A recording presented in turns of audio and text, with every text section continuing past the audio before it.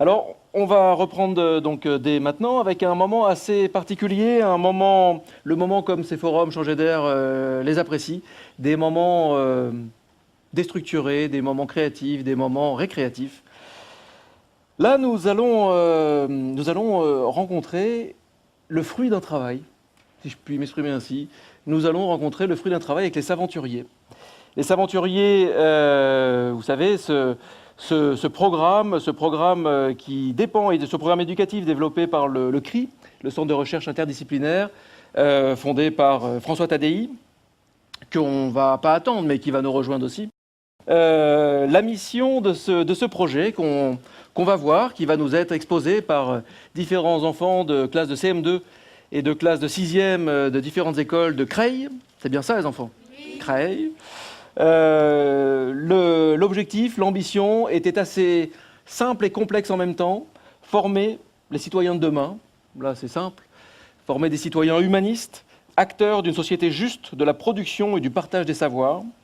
L'éducation par la recherche encourage l'esprit critique de l'élève, sa volonté d'explorer l'inconnu et de travailler en coopération. Et ce programme est issu d'une discussion entre la ministre Najat Vallaud-Belkacem et François Tadei avec le CRI, une mission d'explorer la recherche et le développement. Alors, il s'agit donc, là on vit vraiment l'une des ambitions de Véronique Angers-de-Fribert avec ce forum Changer d'air, ce qui est une transmission, un passage intergénérationnel. Là on va vraiment le vivre totalement. On va se donner un petit peu moins d'une demi-heure et on va rentrer tout de suite dans le vif du sujet. On va commencer par un premier projet, le projet M-Bot sportif. Ce sont des robots sportifs, mais j'en dis pas plus parce que ce sont eux qui vont en parler. Alors, j'appelle les enfants du projet M-Bot sportif. Ils sont deux, je vous donne un micro chacun. Et je vous laisse totalement libre de ce que vous allez dire. Bonjour. Vous pouvez y aller. Oh, ils ne marchent pas, mais en les traitant bien, tu sais, il faut leur parler. Bonjour, nous sommes des élèves de CM2 de l'école Rabelais de Creil. Cette année, notre classe a travaillé sur la robotique. En début d'année, nous sommes allés au collège Jean-Jacques Rousseau tous les mardis pour apprendre à programmer les robots. On a travaillé avec la classe de 6e de M. Rissard, M. Dedonder, Patrice et la maîtresse pour nous aider. D'abord, on a travaillé avec des robots amis. On devait faire des programmes qu'on nous donnait et trouver ce que faisait le robot. Il fallait faire des hypothèses expérimentées pour être sûr. Nous avons tout écrit dans un carnet pour ne pas oublier car le logiciel était en anglais. Ensuite, nous devions relever des défis que avec les robots. C'était de plus en plus dur, mais on réussissait toujours. Puis nous sommes devenus des aventuriers, des chercheurs en robotique. Nous avions un gros défi à relever avec des nouveaux robots, les M-Bots. Il fallait modéliser un sport. C'était assez compliqué car le robot n'a ni bras, ni jambes, mais des roues. Nous avons travaillé avec la classe de 6e de Monsieur Alizé. On était 7 groupes et nous avons choisi le ski, la boxe, la danse, le skate, le golf, le foot et le multisensible. On a aussi rencontré un vrai chercheur, Vincent, qui est venu nous voir de Bretagne. Il nous a expliqué son travail et s'est intéressé à notre projet. Nous avons eu des difficultés dans ce projet. Nous faisions des erreurs dans les programmes, mais on devait les résoudre nous-mêmes. Nous avions un carnet de chercheurs pour tout noter. Sur le robot M-Bot, il y a des capteurs. Pour le ski, le skate, le golf et le multisensible, nous avons utilisé le capteur de ligne noire sous le robot pour qu'il suive la ligne que l'on avait dessinée. Pour la boxe et le foot, nous avons utilisé des capteurs ultrasons pour détecter le ballon et le boxeur. Pour la danse, nous avons utilisé le capteur de luminosité pour que le robot s'arrête de danser quand il y a de la lumière. Nous avons fabriqué des maquettes pour chaque sport. Nous avons fabriqué des maquettes pour chaque sport. Ce projet était très compliqué, mais nous avons tout réussi. Voici le golf. Ce robot doit suivre la ligne noire pour avancer, taper la première balle pour qu'elle aille dans le trou, faire demi-tour, taper la deuxième balle afin qu'elle descende le moulin jusqu'au deuxième trou.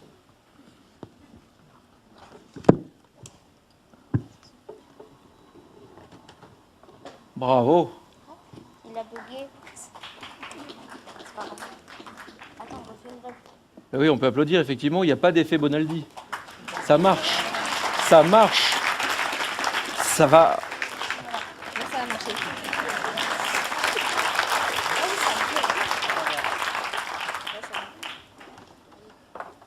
Ah oui, ils vont reprendre le robot, le mettre, voilà, tout est quand même assez séquencé. Ils vont le remettre dans leur petite malle. Bravo à vous, déjà pour avoir affronté cette salle. N'oubliez pas hein, de tweeter, et bien évidemment, je vous rappelle le hashtag changer d'air qui est dans les tendances depuis ce matin, et n'oubliez pas que vous êtes acteur d'un événement augmenté. Passons maintenant à un deuxième projet, le projet MO8. Voilà, c'est encore le projet MBOT. C'est d'autres MBOT sportifs. C'est parti pour l'autre séquence du projet MBOT.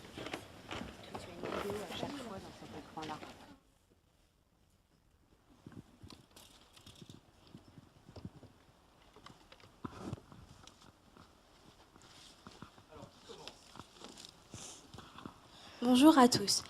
Je m'appelle Evenie. Je m'appelle Ouley. Je m'appelle Sila. Je m'appelle Fatima. Je m'appelle Anatolai. Notre projet consiste à modéliser un sport avec les robots MBOT.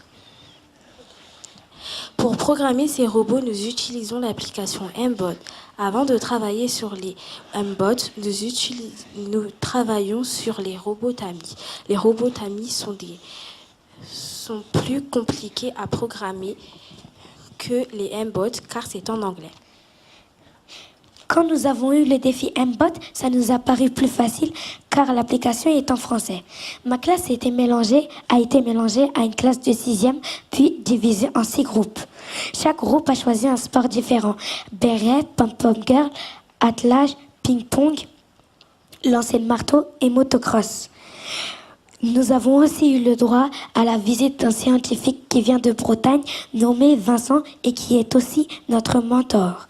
Il nous a aidés à résoudre des problèmes. Le sport que mon groupe et moi avons choisi de représenter est le béret, car c'est un sport complexe à démontrer avec un robot. Tout d'abord, nous nous sommes demandé comment le robot allait détecter le béret, l'attraper, puis revenir avec le béret au point de départ. Alors, notre première solution a été d'utiliser les capteurs qui suivent la ligne. Notre deuxième solution a été d'utiliser des aimants qu'on a collés sur le robot, en dessous du robot, et un sur la maquette. Et la troisième solution a été de programmer le robot pour qu'il vienne au point de départ. Le sport que mon groupe et moi avons choisi de modéliser est Pom Pom Girl. Pour faire ce programme, nous avons fait une chorégraphie et puis nous avons mis la fonction répéter indéfiniment, c'est-à-dire qu'il ne s'arrête jamais. Nous avons aussi mélangé 3 couleurs qui sont le bleu, le rouge et le vert. Il y a aussi des intensités de couleurs comme les vitesses. Par exemple, intensité 50, 100 ou 255. Pour faire du blanc, il faut mélanger les 3 couleurs à fond. Nous avons aussi fait un terrain de basket miniature. Pour faire ce terrain, nous avons utilisé les déchets de la vie quotidienne. Moi et mon groupe, nous avons travaillé sur l'attelage. Tu vas reprendre un petit peu après.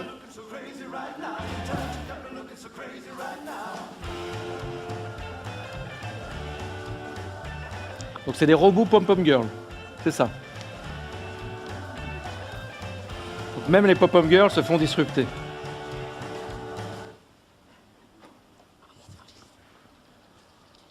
Alors on va reprendre où tu en étais.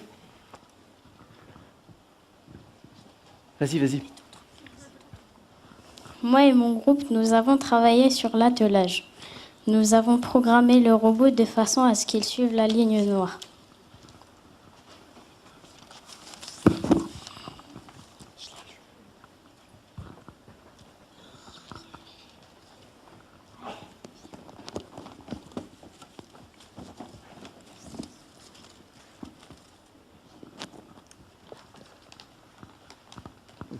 Ça suit bien, on le voit aussi sur une vidéo sur le côté, et on le voit ici en direct.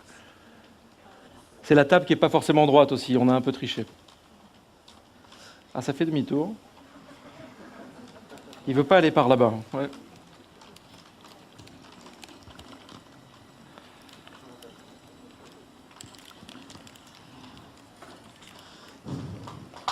Et il y a même les bruitages. Bravo à vous, merci. Merci à tous. Merci. Merci à cette équipe. Je vais prendre les micros et nous allons appeler donc un autre projet pendant que tout est rangé dans la case à sa place. Le projet, là, c'est le projet M08.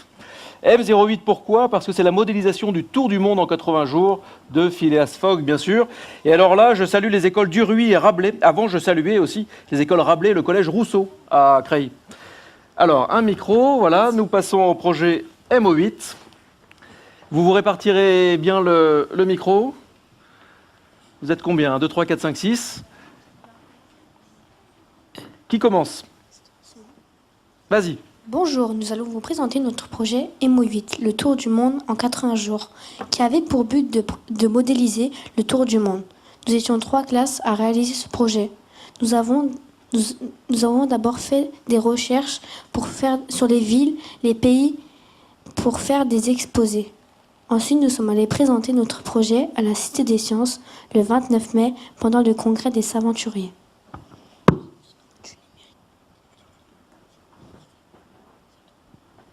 Moi, je vais vous présenter la programmation de notre robot éléphant que nous avons fait en Lego Mindstorm.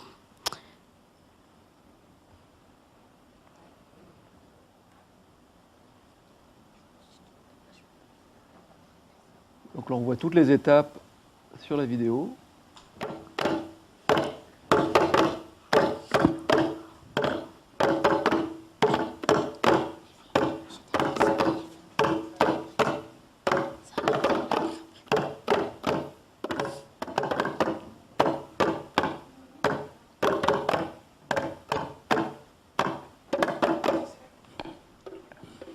La musique, c'est vous aussi? Oui, c'est nous qui l'avons fait avec des tam-tams en classe. D'accord.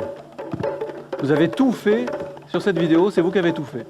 Oui, avec un peu de montage, avec l'aide de Patrice. Les deux Patrice. On applaudira chaleureusement. Ok, là on a vu un petit peu le parcours. La première fonction sert à démarrer le programme. Ensuite, nous avons mis un capteur infrarouge pour qu'il détecte des objets. Nous l'avons programmé pour qu'il détecte une distance inférieure à 10 cm. Quand il ne détecte rien, il exécute le programme du haut. Quand il détecte quelque chose, il exécute le programme. Nous avons mis aussi un moteur nous avons mis un moteur pour la tête pour qu'il aille du haut vers le bas. La première variable est la vitesse et la deuxième est la rotation. Là, elle est de 0,3 car il fallait un nombre entre 0 et 1, sinon ça allait faire un tour complet et casser la tête. On sent que c'est technique quand même. Hein. Et casser la tête de l'éléphant, bien sûr. L'autre moteur aussi contrôle le moteur de la tête, sauf que cette fois-ci, elle est de moins 0,3 pour que ça aille vers le bas. Le moins sert pour que ça aille de l'autre sens. Ensuite, cette fonction contrôle le bruit de l'éléphant. Cet éléphant call car il fallait que ça soit le cri de l'éléphant. Cette fonction sert à recommencer tout le programme depuis le début. Cette fonction contrôle les deux moteurs à l'arrière. La première variable est le moteur de gauche, la deuxième est le moteur de droite et la troisième est la rotation des deux moteurs. On prendra les copies après, hein. J'espère que vous prenez note et vous allez le faire aussi. Alors au suivant. À qui le tour? Nous avions modélisé la traversée des États-Unis de Phileas Fogg. Pour cela, nous avons voulu la représenter en ombre et lumière. Nous avons fait des séances d'ombre et lumière, puis nous avons regardé une vidéo de l'artiste japonais Ryota Kawakubo. Sa vidéo représenterait un train des ondes traversant une ville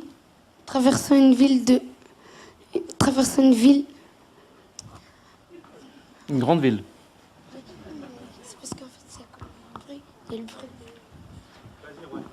Oui, tu peux continuer et ça va se déclencher quand ça se déclenchera. C'est le robot qui est capricieux aussi.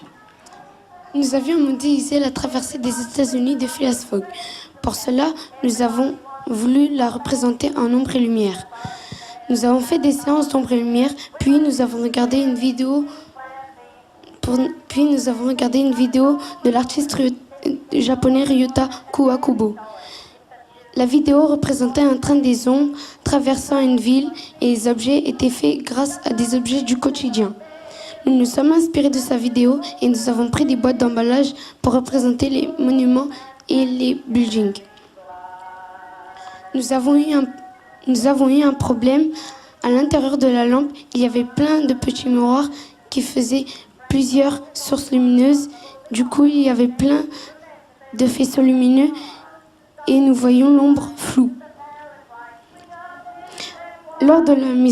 Mais après, nous avons incliné la lampe vers le bas et nous avons vu l'ombre correctement. Lors de la mise en place, nous avons joué à la distance lampe-objet et nous avons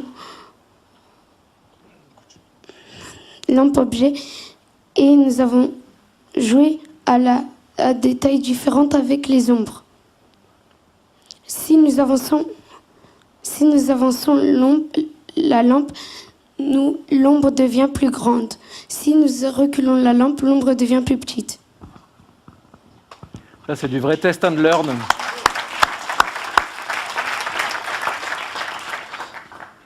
M. Fogg examina un assez singulier véhicule, sorte de châssis établi sur deux longues poutres, un peu relevées à l'avant, comme les semelles d'un traîneau, et sur lesquelles 5 ou 6 personnes pouvaient prendre place.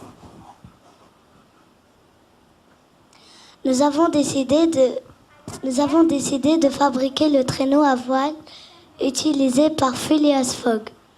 Nous avons commencé par fabriquer le traîneau en cap-plat, mais ça n'a pas fonctionné. Nous avons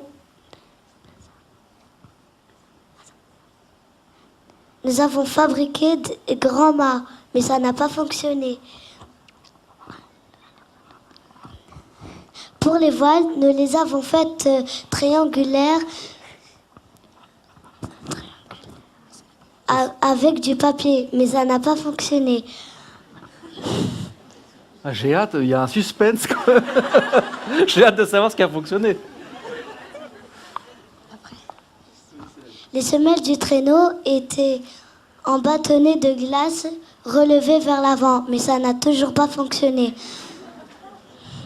Alors, nous nous sommes servis des bâtonnets plus légers fixés au pistolet à colle. On a raccourci les mâts.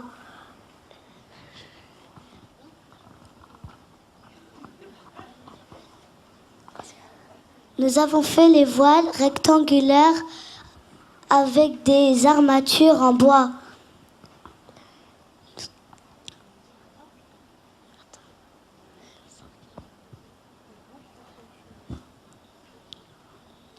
Nous avons fixé des morceaux de plastique sous les semelles.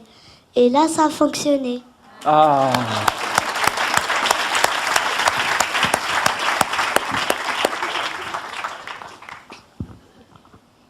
Alors, la suivante, oui. Nous avons fait un stop motion. Un stop motion, c'est quoi? C'est une sorte de dessin animé. Nous avons choisi le trajet de New York à Liverpool. Pour le fabriquer, nous avons eu besoin de cap-plat et de carton. Nous avons pris des photos et à chaque photo, nous bougions les Playmobil. Mais nous avons eu un problème de stabilité. Les dernières photos bougeaient un peu car nous n'avons plus le trépied. Eh oui, ça. Nous avons pris plus de 700 photos que nous avons mis sur un logiciel qui les a fait passer très vite. Nous sommes partis regarder sur Internet combien les spécialistes de stop motion mettaient de photos par seconde dans leur stop motion pour que ça soit fluide. Ils en mettaient 12, mais nous en avons mis que 7. Plus il y a de photos par seconde dans un stop motion, plus le stop motion est court mais fluide. Bravo.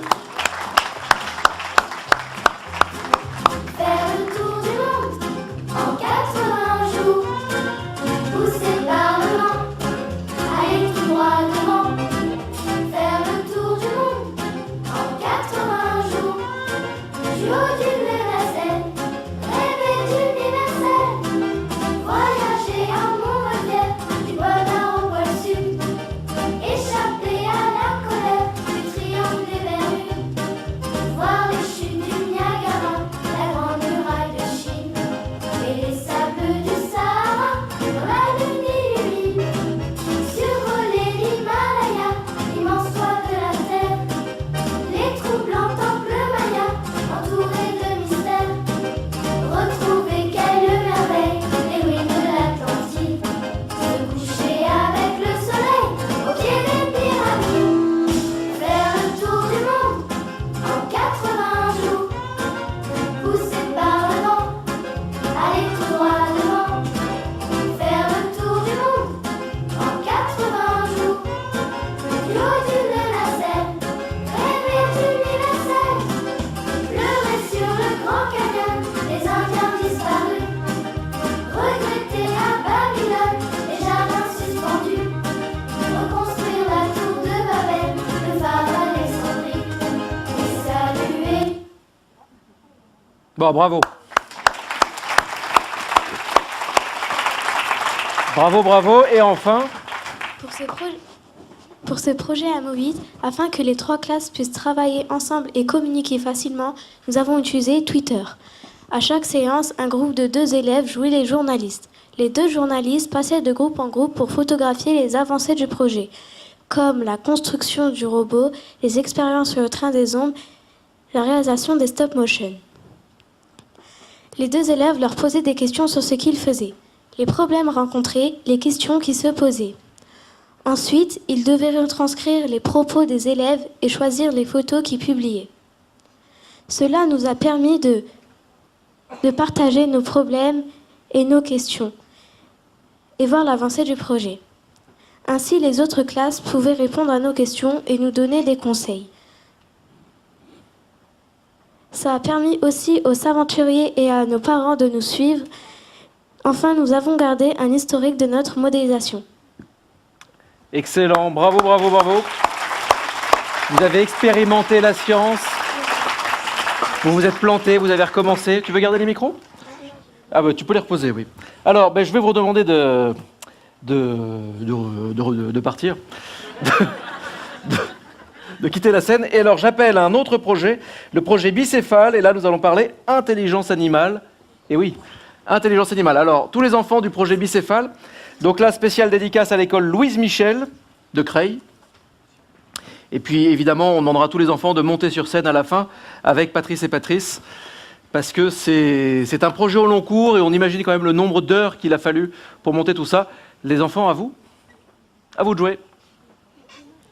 Les images vont arriver, mais tu sais, chacun fait comme il veut. Mais vas-y, tu peux y aller. Le projet Bicéphale est un projet s'aventurier du cerveau. Nous avons étudié l'abeille et leur intelligence. Les images vont arriver. Je pense qu'elles sont dans la boîte, elles sont en train de mettre la cassette. Et ça va arriver. Notre parrain-chercheur est Martin Durfa. Oui. J'arrive pas. Notre parrain-chercheur est Martin Durfa.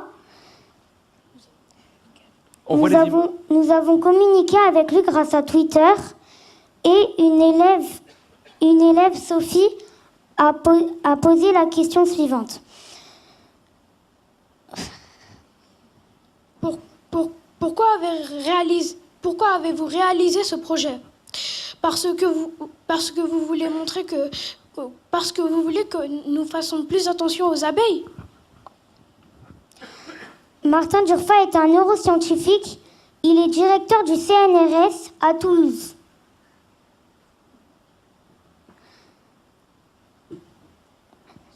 Comment avons-nous imaginé le protocole? Monsieur Durfa nous a donné les résultats de ses expériences. Monsieur Durfa nous a donné les résultats de ses expériences avec les abeilles. Il avait fait des tests pour voir si les abeilles savaient faire la différence entre les formes symétriques et les formes asymétriques. Nous avons observé les documents et nous l'avons bien observé. Et nous avons dû réaliser le protocole de son expérience. Nous avons modélisé le protocole grâce à un film d'animation et un robot.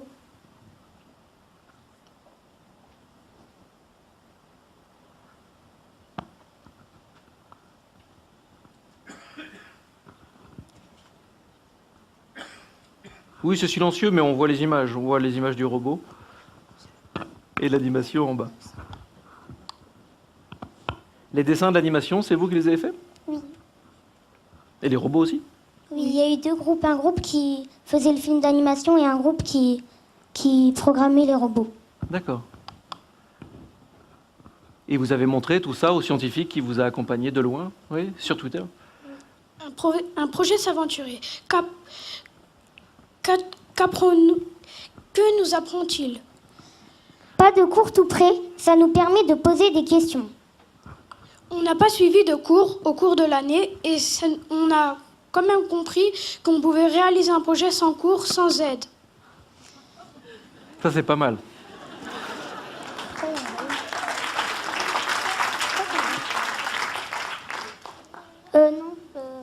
Nos questions nous obligent à chercher des outils, des documents. Maintenant, je sais comment chercher un outil qui pourra m'aider à réaliser mon projet. Nos erreurs et nos désaccords nous guident ou nous aident à mieux comprendre. Quand on a fait des erreurs, on se regroupait pour essayer de voir qu'est-ce qui n'allait pas et des fois ça pouvait nous aider. Vous êtes beaucoup fâchés les uns les autres? Non. Non, tout allait bien. En équipe, nous discutons, nous devons donner des arguments pour décider. On travaillait en équipe pour qu'il y ait plus d'avis et de choix. Et il y avait un grand esprit critique. Oui, c'est pas simple à dire critique. Chaque étape de la méthode scientifique... On peut peut-être remettre le slide avant, s'il vous plaît? Merci. Chaque étape de la méthode scientifique nous apprend de nouvelles choses. On a appris à respecter la méthode scientifique et on a vu qu'il ne fallait pas la faire forcément dans l'ordre. Car au cours de l'année, on ne l'a pas réalisée dans l'ordre et on a vu que ça marchait quand même. C'est vrai après tout. Nous avons appris sur les abeilles qu'elles étaient capables d'apprendre comme nous. Et qu'elles pouvaient comprendre aussi. C'est pas parce qu'elles sont plus petites qu'elles sont moins intelligentes que nous.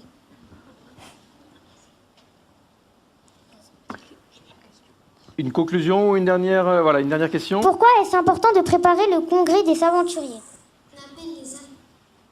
Le congrès des aventuriers nous a permis d'utiliser le vocabulaire scientifique qu'on a dû expliquer. Et c'est important de préparer ce congrès car grâce à ça, on a pu partager nos découvertes. Nous allons vous montrer un extrait de notre conférence virtuelle.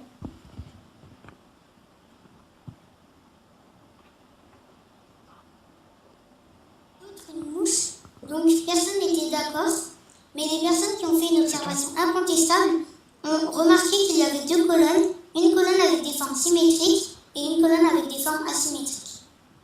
Grâce à la légende qui était « Stimuli d'entraînement des abeilles, plus donne une récompense au sucré, moins pas de récompense, symétrique est égal à plus, asymétrique est égal à moins, stimuli veut dire signal », nous avons compris que lorsque l'abeille tombait sur une forme symétrique, elle avait une récompense qui était de l'eau sucrée, mais lorsqu'elle tombait sur une forme asymétrique, elle n'avait pas de récompense. Après avoir... On voit bien l'esprit. Nous sommes tous nés chercheurs, a dit Monsieur Tadei. Et en classe, nous avons compris que même les abeilles étaient nées chercheuses, car elles savaient faire des observations, former des hypothèses et tester et tester leur hypothèse. Elle savait aussi analyser les résultats, puis ramener ce qu'elle avait compris à la ruche, puis dire à une autre abeille de réaliser la même expérience pour essayer de voir si elle trouve la même chose que elle. Bravo les enfants. Bravo, bravo. J'appelle tous les enfants à monter. Et la conclusion, il y avait une petite conclusion. Alors vous allez vous mettre là, regardez. Les enfants, vous allez passer derrière et venez faire votre petite conclusion. Il y a une petite conclusion. Hop, tiens. Voilà, vous vous mettez tous derrière et je vous laisse faire votre conclusion, je vous embête pas. Nous sommes très fiers d'aujourd'hui représenter les aventuriers. Nous sommes fiers car nous avons aimé leur façon de travailler et ça nous a aidés à mieux comprendre. Nous aimerions que d'autres classes aient aussi la chance de travailler comme ça. Et j'espère qu'au futur, j'aurai la chance d'avoir des professeurs qui nous fassent travailler comme ça. Et oui, on vous le souhaite franchement. Est-ce que Patrice et Patrice peuvent rejoindre la scène aussi? Il y a un Patrice là, il y a un autre Patrice qui est quelque part. C'est Thibaut. Mais c'est un des enfants que vous appelez Patrice et je trouvais ça sympa de vous appeler Patrice aussi, Thibaut. Thibaut, je vais vous donner juste le micro. Et Patrice est où? Patrice était en régie. Derrière en régie pour l'instant. Patrice est en régie. Oh, je pense qu'il faut qu'il descende quand même. Il faut le féliciter. Mais moi, j'ai oublié beaucoup de monde, c'est sûr. Il y a Monsieur Alisier qui était là au collège avec nous. Monsieur et Madame Lefort. Madame Lefort, venez sur scène aussi. Qui est venue. Il faut les applaudir. Pour le projet bicéphale, on peut l'applaudir.